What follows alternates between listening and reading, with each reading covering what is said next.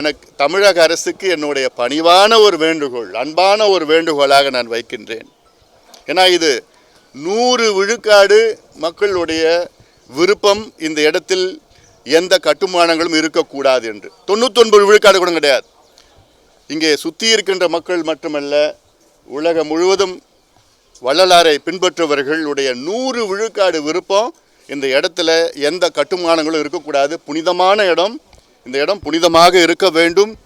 கட்டுமானங்கள், நீங்கள் இங்கிருந்து ஒரு 2 கிலோமீட்டர் தொலைவில் ஆயிரக்கணக்கான ஏக்கர் இருக்கிறது.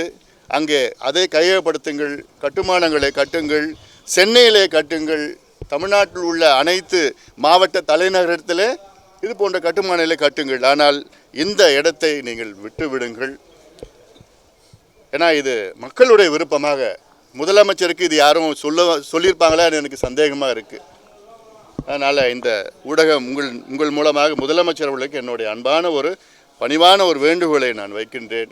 மக்களை எதிர்த்து, மக்களுடைய கருத்தை எதிர்த்து எந்த கட்டுமானங்களும் இங்கே வரக்கூடாது என்று என்னுடைய பணிவான ஒரு வேண்டுகோளாக நான் வைக்கின்றேன். மாவட்ட நிர்வாகமும் இருக்கிற அமைச்சர் என்ன சொல்லியிருக்காங்க, கருத்து கேட்பு கூட்டத்தில் எந்த மக்களும் பொதுமக்கள் எதிர்ப்பு தெரிவிக்கல, அதனால கட்டுமான பணிகள் உடனடியாக துவங்குன்ற மாதிரி தான் அவங்க சொல்லியிருக்காங்க.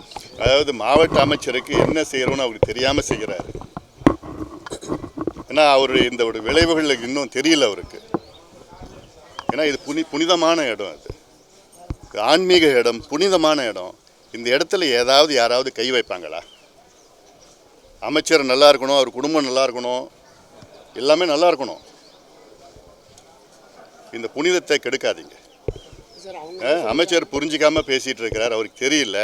கருத்து கேட்குறதெல்லாம் யாருக்கும் தெரியல, நடந்ததெல்லாம் தெரியல. இவங்களுக்குள்ளே ஒரு 10 பேர் கருத்து கேட்குறது, இவங்க கட்சிக்காரங்க ஒரு 10 பேர் வந்து கருத்து கேட்குறதெல்லாம், அதெல்லாம் அதுக்கு மேலெல்லாம் பண்ணிவிடுறாங்க.